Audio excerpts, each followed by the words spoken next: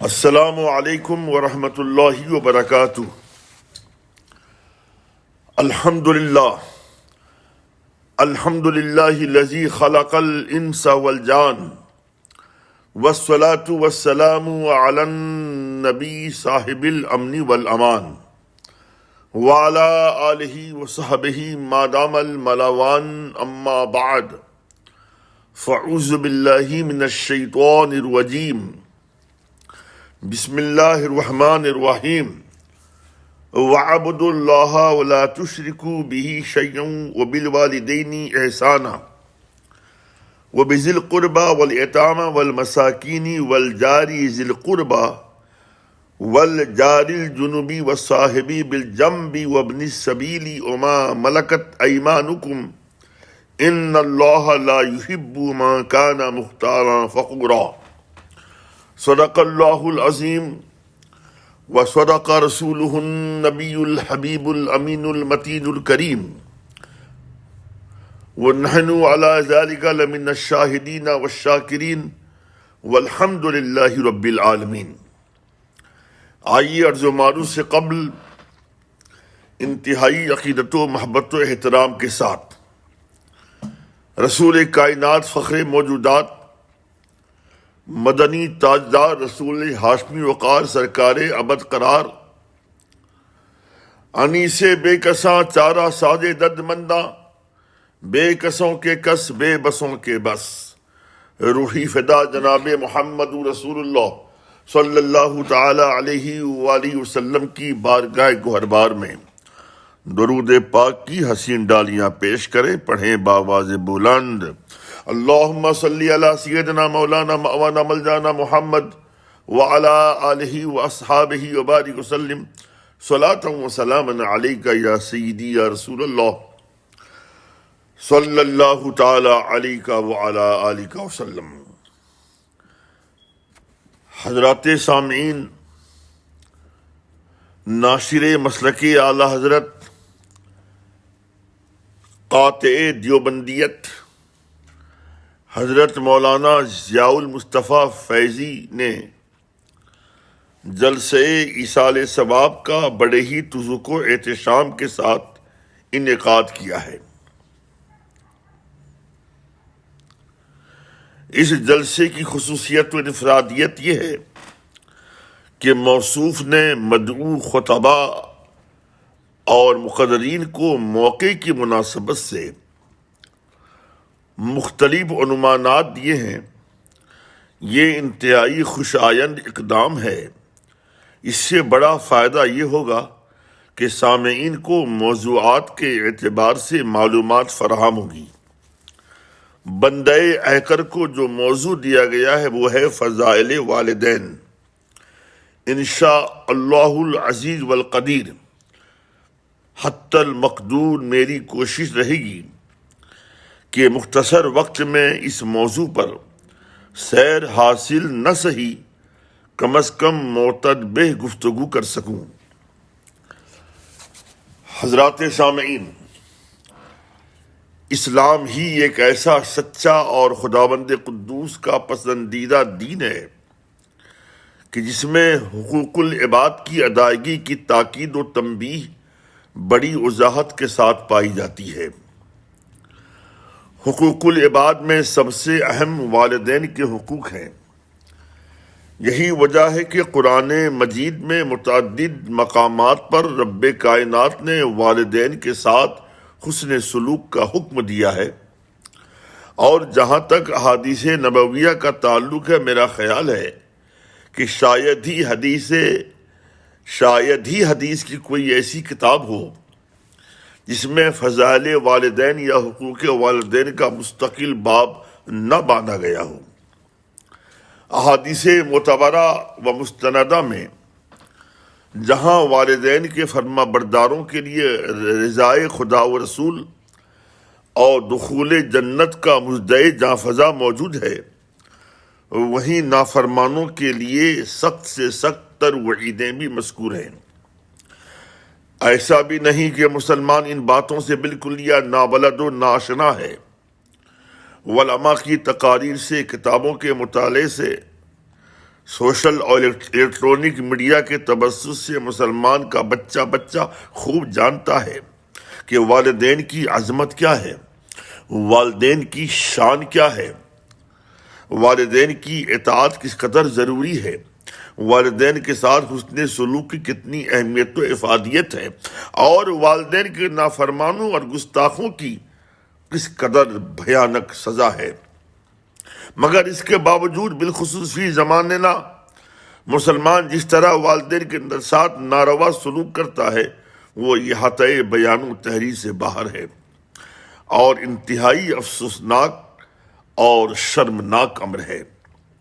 اگر کوئی غیر مسلم ایسا کرتا تو ہمیں کوئی حیرت نہیں ہوتی، مگر جب کسی مسلمان سے یہ فعل قبیح صادر ہوتا ہے تو حیرت کے ساتھ ساتھ بے حد قلق بھی ہوتا ہے۔ ڈاکٹر اقبال نے بجا کہا، یہ شہادت گہے الفت میں قدم رکھنا ہے، یہ شہادت گہے الفت میں قدم رکھنا ہے، لوگ آسان سمجھتے ہیں مسلمان ہونا۔ بلا شبہ مسلمان کہلانا بڑا ہی آسان ہے، مگر مسلمان بن کر دکھانا قطعی آسان نہیں۔ بلفظ دیگر یوں کہا جا سکتا ہے کہ مسلمان ہونے کا محض دعویٰ کافی نہیں، بلکہ ہر دعویٰ دلیل کا محتاج ہوتا ہے کہ پیش نظر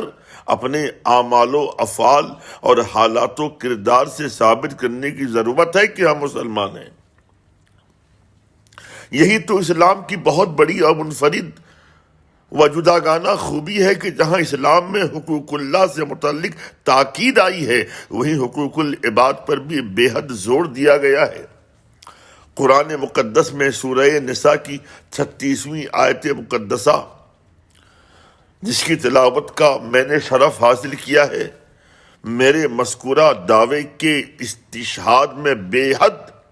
ممد و معاون ثابت ہوگی۔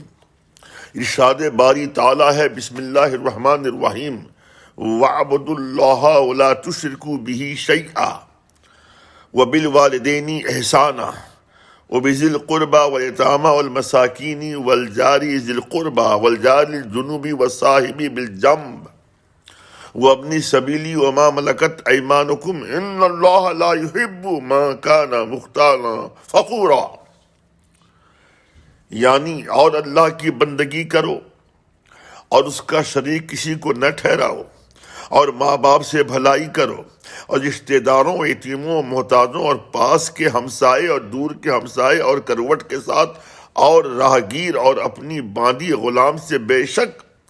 اللہ کو خوش نہیں آتا کوئی اترانے والا، بڑائی ماننے والا۔ مذکورہ آیت مقدسہ میں رب لم یزل نے جہاں اپنی بندگی اور عدم شرک کا حکم دیا، وہیں اپنے بندوں کے ساتھ حسن سلوک اور صلہ رحمی کے احکام کو بھی واضح انداز میں بیان فرمایا۔ صلہ رحمی نہ کرنے والوں خداوند قدوس نے مختال فخور فرمایا، یعنی ایسے لوگ اترانے والے، بڑائی ماننے والے، یعنی متکبر و خود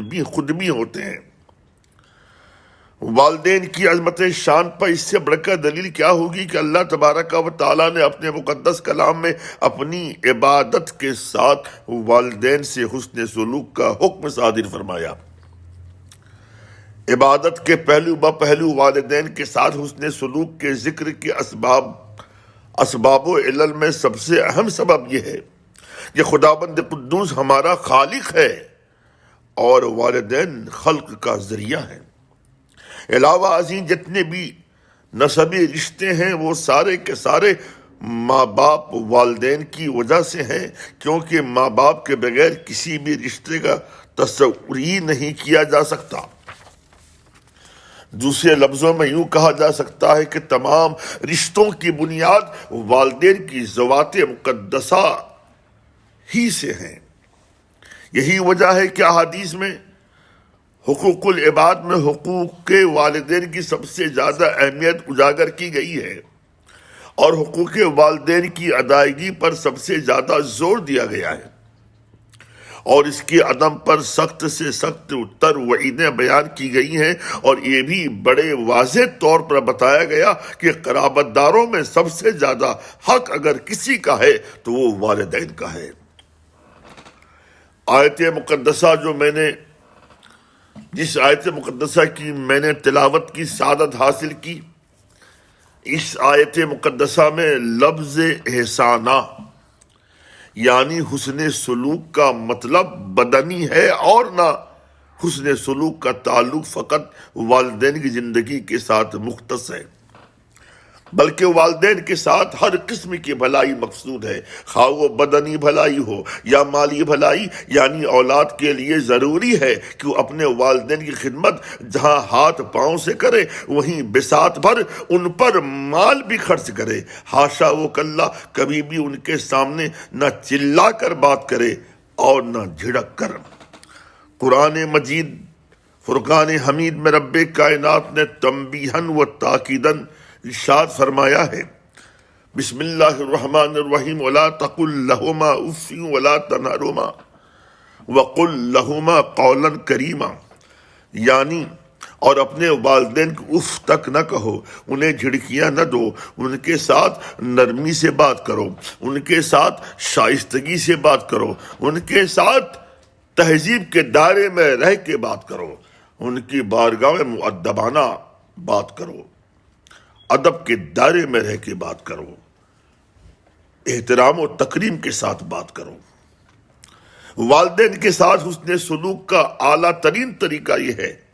کہ ان کے ہر جائز حکم کی تعمیل بلا قیل و قال، بغیر چوں و چرا، بسر و چشم اور خندہ پیشانی کے ساتھ کی جائے۔ جیسا کہ ہم نے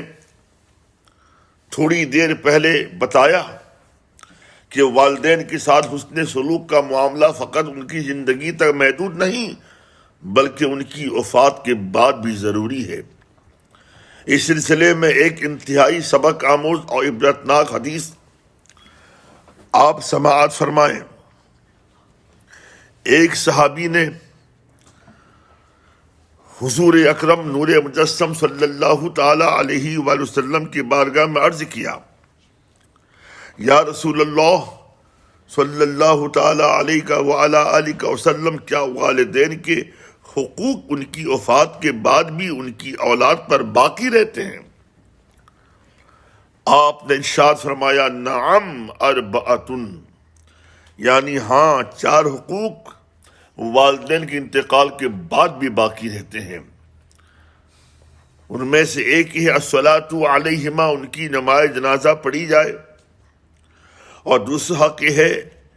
الاستغفار لہما، ان کے لیے طلب مغفرت کی جائے۔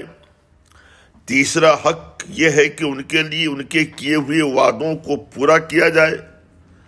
اور چوتھا حق یہ ہے کہ ان کے دوستوں اور عزیزوں سے حسن سلوک کیا جائے۔ مذکورہ حدیث کی شرح میں شارحین نے حدیث فرماتے ہیں کہ اولاد پر لازم ہے کہ وہ والدین کے انتقال کے بعد جس قدر جلد ہو سکے ان کا قرض ادا کرے، ان کے وعدوں کی تکمیل میں کوئی کسر باقی نہ رکھے، ان کی اعزاء و اقارب اور احباب کے ساتھ بہتر سے بہتر برتاؤ کرے، اور تا زندگی اپنی بساط کے مطابق صدقات و خیرات، تلاوت کلام پاک، نوافل نمازوں، روزوں، حج اور دیگر نیکیوں کے ذریعہ ان کے لیے ایصال ثواب کرتا رہے، تاکہ ان کی روحوں کو تسکین ملتی رہے۔ حضرات سامعین، اب آئیے والدین کے حقوق و فضائل سے متعلق چند درس خیز، عبرتناک اور سبق آموز حدیثیں سماعت فرمائیں۔ مشکات المصابیح کے اندر رئیس المفسرین حضرت عبداللہ ابن عباس رضی اللہ تعالی عنہما سے مروی حدیث ہے، یعنی سرور کائنات صلی اللہ تعالی علیہ وآلہ وسلم نے ارشاد فرمایا، من اصبح مطیعا للہ فی والدیہ اصبح لہ بابانی مفتوحانی من الجنہ وان کانا واحدا فواحدہ ومن اصبح عاصیا للہ فی والدیہ اصبح لہ بابانی مفتوحانی من النار۔ وَإِنْ كَانَ وَاحِدًا فَوَاحِدًا قَالَ رَجُلٌ وَإِنْ ظَلَمَاهُ قَالَ وَإِنْ ظَلَمَاهُ وَإِنْ ظَلَمَاهُ وَإِنْ ظَلَمَاهُ۔ آپ سریح اردو میں حدیث پاک کا ترجمہ سماعت کریں۔ رسول اللہ صلی اللہ تعالی علیہ وآلہ وسلم ارشاد فرمایا کہ جس نے صبح سویرے اپنے والدین کے سلسلے میں اللہ تبارک و تعالیٰ کا اطاعت شعار رہا تو ایسے خوش نصیب انسان کے لیے اسی وقت یعنی صبح سویرے ہی جنت کے 2 دروازے وا کر دیے جاتے ہیں، اور اگر والدین میں سے ایک ہے تو جنت کا ایک دروازہ کھول دیا جاتا ہے۔ اسی طرح جو شخص صبح سویرے اپنے والدین سے متعلق رب کائنات کی نافرمانی کا مرتکب ہوتا ہے تو ایسے حرمہ نصیب کے لیے صبح سویرے ہی جہنم کے 2 دروازے کھول دیے جاتے ہیں، اور اگر ان میں سے ایک حیات ہے تو جہنم کا ایک دروازہ کھول دیا جاتا ہے۔ ایک شخص نے کہا یا رسول اللہ، اگر والدین اپنی اولاد پر ظلم کریں تو اس پر حضور پر نور صلی اللہ تعالی علیہ وآلہ وسلم نے پرجلال انداز میں 3 بار ارشاد فرمایا کہ اگرچہ ظلم کریں، اگرچہ ظلم کریں، اگرچہ ظلم کریں۔ اس حدیث کی تشریح سے پہلے ایک انتہائی اہم بات ذہن نشین کر لیں کہ احادیث میں جہاں نبی کریم صلی اللہ تعالی علیہ وآلہ وسلم نے کسی لفظ یا جملے کو 3 بار ارشاد فرمایا ہے،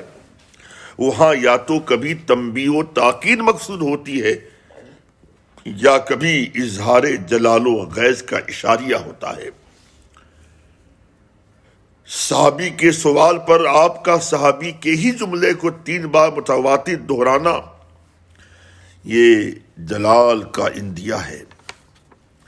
شارحین حدیث نے اس حدیث کی شرح میں جو باتیں تحریر کی ہیں انہیں اختصار کے ساتھ یوں بیان کیا جا سکتا ہے کہ اگر اولاد کی فہم میں، اولاد کی سمجھ میں یہ بات ہے کہ والدین اس پر ظلم کر رہے ہیں، حالانکہ والدین کا اولاد پر ظلم کرنا بعید از حقائق ہے، تو بھی اولاد پر اپنے والدین کی بہرحال تعظیم فرض ہے اور ان کی خدمتیں کرنا اس کے لیے ناگزیر ہے۔ ایسی صورت میں بھی اگر اولاد والدین کی نافرمانی یا گستاخی کرے تو بھی وہ عند اللہ مستحق کے سزا ہوگی اور دنیا میں ایسی اولاد خائب و خاسر ہوگی۔ صحیح المسلم میں حضرت ابو ہریرہ رضی اللہ تعالی عنہ کی روایت کردہ حدیث میں سرور کائنات صلی اللہ تعالی علیہ وآلہ وسلم نے ایک مرتبہ صحابہ کرام کے جھرمٹ میں پرجلال لہجے میں 3 بار ارشاد فرمایا، رغم انفہ، رغم انفہ، رغم انفہ۔ قیل من یا رسول اللہ؟ قال من ادرک والدیہ عند الکبر احدہما او کلاہما ثم لم يدخل الجنہ۔ یعنی رسول کائنات صلی اللہ تعالی علیہ وآلہ وسلم نے ارشاد فرمایا، اس کی ناک غبار آلود ہو، اس کی ناک میں دھول پڑ جائے، اس کی ناک میں خاک پڑے۔ کسی نے عرض کی یا رسول اللہ کس کے بارے میں آپ فرما رہے ہیں؟ وہ کون شخص ہے جس کی ناک غبار آلود ہو؟ آپ نے فرمایا میں اس شخص کے بارے میں کہہ رہا ہوں جس کو رب کائنات نے اس کے دونوں ضعیف والدین یا ان میں سے کسی ایک کی خدمت کا ذرری موقع فراہم کیا مگر پھر بھی وہ جنت کا مستحق نہ ہوا۔ اس حدیث میں سرکار ابد قرار صلی اللہ تعالی علیہ وآلہ وسلم نے رغم انفہ یعنی اس کی ناک غبار آلود ہو کو 3 بار ارشاد فرمایا، جیسا کہ ہم نے اس سے پہلے عرض کیا ہے کہ 3 بار ارشاد یا تو تنبیہ و تاکید کی طرح مشیر ہوتا ہے یا پھر اظہار جلال۔ اس حدیث میں سیاق و سباق سے اظہار جلال کا ہی ادراک ہوتا ہے، کیونکہ آپ اس کم نصیب شخص کے بارے میں فرما رہے ہیں جو اپنے والدین یا ان میں سے کسی ایک کو بڑھاپے میں پانے کے بعد بھی ان کی خدمت کر کے جنت میں داخل نہ ہو سکا۔ اس حدیث سے یہ بات بھی واضح ہو گئی کہ والدین کی خدمت باعث دخول جنت ہے اور اس کا عدم موجب وعید۔ وہ لوگ انتہائی خوش بخت ہیں جو اپنے والدین کی خدمت میں شب و روز خود کو مصروف رکھتے ہیں اور ان کی رضا و خوشنودی کے حصول کے لیے سعی پہم کرتے رہتے ہیں۔ اس میں کوئی شبہ نہیں کہ والدین کی رضا خالق کائنات کی رضا ہے اور والدین کی ناراضگی خالق کائنات کی ناراضگی ہے۔ جیسا کہ حدیث پاک کے الفاظ ہیں، رضا الوالدی فی رضا الربی فی رضا الوالدی و سخط الربی فی سخط الوالد، یعنی رب کی رضا والد کی رضا میں ہے اور رب کی ناراضگی والد کی ناراضگی میں ہے۔ واضح رہے کہ اس حدیث میں صرف والد کا ذکر ہے، اس کا مطلب یہ نہیں کہ والدہ کی رضا اور عدم رضا رب کائنات کی رضا اور عدم رضا نہیں، بلکہ یہاں لفظ والد قید اتفاقی کے طور پر مستعمل ہوا ہے، نہ کہ قید احترازی کے طور پر۔ علاوہ ازیں دوسری حدیث میں نبی کریم صلی اللہ تعالی علیہ وآلہ وسلم نے والد اور والدہ دونوں کی رضا اور عدم رضا کو رب کائنات کی رضا و عدم رضا بتایا ہے۔ یہ حدیث ان لوگوں کے لیے تازیانہ عبرت ہے جو اپنے والدین کی رضا کے حصول میں لاپرواہی اور بے اعتنائی برتتے ہیں اور یہ سوچتے ہیں کہ ہم والدین کی رضا کے بغیر خدا بند قدوس کی رضا حاصل کر لیں گے۔ وہ اولاد جو اپنے والدین کی نافرمانی کرتی ہے، اسے یہ نہ بھولنا چاہیے کہ والدین کی رضا کے بغیر خدا بند قدوس کی رضا کا حصول ناممکن ہے۔ اس سلسلے میں ایک دو نہیں بلکہ کثیر احادیث موجود ہیں جو صراحتاً یا باللفظ یا بالمعنی اس بات کی وضاحت کرتی ہے کہ والدین کی رضا کے بغیر رب کائنات کی رضا مل ہی نہیں سکتی، کیونکہ رب کائنات نے اس بات کا وعدہ فرمایا ہے کہ میں اپنے بندے سے اس وقت راضی ہوں گا جب اس سے اس کے والدین راضی ہو جائیں گے۔ اور ہم یہ اچھی طرح جانتے ہیں کہ رب قدیر نے اپنے وعدے سے متعلق ارشاد فرمایا ہے، ان اللہ لا یخلف المیعاد ان اللہ لا یخلف المیعاد، یعنی بے شک اللہ وعدہ خلافی نہیں فرماتا، لہذا والدین کی ناراضگی اور نافرمانی سے ہمیشہ رب کائنات کی پناہ مانگنی چاہیے۔ حضرات سامعین، مذکورہ باتوں کے تناظر میں ابن ماجہ شریف کی بڑی درس خیز حدیث پیش کی جا سکتی ہے۔ حضرت ابی امامہ فرماتے ہیں،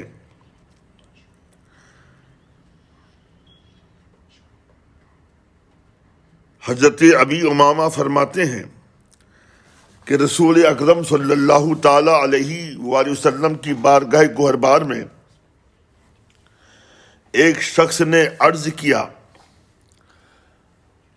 حدیث کے الفاظ یوں ہیں، اِنَّا رَجُلًا قَالَ یا رسول اللہ ما حق الوالدین علی ولدہما قال ہما جنتک و نارک،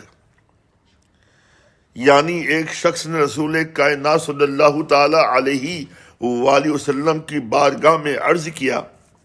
کہ یا رسول اللہ ارشاد فرمائیں کہ والدین کا ان کی اولاد پر کیا حق ہے؟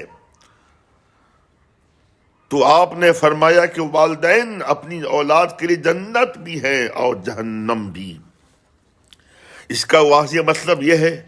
کہ وہی اولاد حقدار جنت ہوگی جس نے اپنے والدین کو راضی رکھا، اور وہ اولاد جہنم رسید ہوگی جس نے اپنے والدین کو ناراض رکھا۔ اب آئیے توجہ کے ساتھ فضائل والدین سے متعلق نسائی شریف کی وہ حدیث بھی سماعت فرمائیں جس میں والدین کی عظمت شان کی توضیح کے ساتھ ساتھ ان کی خدمت و اکرام کو ثواب جہاد سے بھی فزوں تر بتایا گیا ہے۔ چنانچہ حضرت معاویہ بن جاہمہ رضی اللہ تعالی عنہ قدر تفصیل سے فرماتے ہیں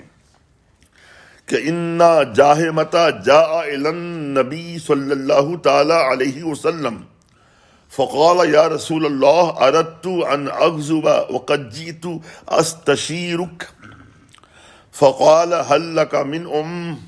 قال نعم قال فاکرمها فان الجنة عند رجلها۔ آسان اردو میں ترجمہ سماعت کریں۔ حضرت معاویہ بن جاہمہ فرماتے ہیں کہ ایک بار میرے والد گرامی رسول کائنات صلی اللہ تعالی علیہ وآلہ وسلم کی بارگاہ میں حاضر ہوئے اور عرض کرنے لگے، یا رسول اللہ، آپ پر میرے والدین قربان ہوں، میرے دل کی یہ دیرینہ تمنا ہے کہ میں بھی شریک جہاد ہو کر اپنا من دھن تن سب کچھ آپ کی اور معبود برحق کی محبت میں سرشار و قربان کر دوں۔ آپ کی بارگاہ والا توار میں اجازت و مشورے کی غرض سے حاضر آیا ہوں، آپ اجازت مرحمت فرمائیں تو میرے اس ارادے کی تکمیل عمل میں آ جائے گی۔ حضور پرنور صلی اللہ تعالی علیہ وآلہ وسلم نے فوراً سوال کیا، حل لک من یہ بتا میرے صحابی کہ کیا تیری والدہ بقید حیات ہے؟ حضرت جاہمہ رضی اللہ تعالی عنہ نے عرض کیا، نعم، جی ہاں۔ اتنا سنتے ہی رسول پاک صاحب لولاک صلی اللہ تعالی علیہ وآلہ وسلم نے ارشاد فرمایا کہ میرے صحابی، تمہیں جہاد میں جانے کی ضرورت نہیں بلکہ اپنے گھر جاؤ، فَأَكْرِمْهَا فَإِنَّ الْجَنَّةَ عِنْدَ رِجْلِهَا، اپنی ماں کی خدمت و اکرام کو اپنے اوپر لازم کر لو کیونکہ جنت ماں کے قدموں کے نیچے ہے۔ یہ چندہ بتانے کی ضرورت نہیں کہ جہاد میں جانے اور اللہ اور رسول کی محبت میں للہیت کے ساتھ سربہ کفن میدان کارزار میں دشمنوں سے لڑنے کے کس قدر ثواب ہیں۔ اگر مجاہد کامران و کامیاب ہو کر آتا ہے، فاتح بن کے آتا ہے تو غازی کے لقب سے ملقب ہوتا ہے، اور اگر جاں بحق ہو جاتا ہے تو وہ شہید کہلاتا ہے۔ شہید سے متعلق رب کائنات نے اپنے مقدس کلام کے دوسرے اور چوتھے پارے میں فرمایا ہے کہ جو خدا کی راہ میں مارے جائیں انہیں مردہ گمان نہ کرو، انہیں مردہ نہ کہو، انہیں مردہ گمان نہ کرو، بلکہ وہ زندہ ہیں اور انہیں رزق فراہم کیا جاتا ہے۔ مشکوٰۃ شریف کے اندر مرقوم ہے کہ حضرت ابن مسعود رضی اللہ تعالی عنہ نے بذات خود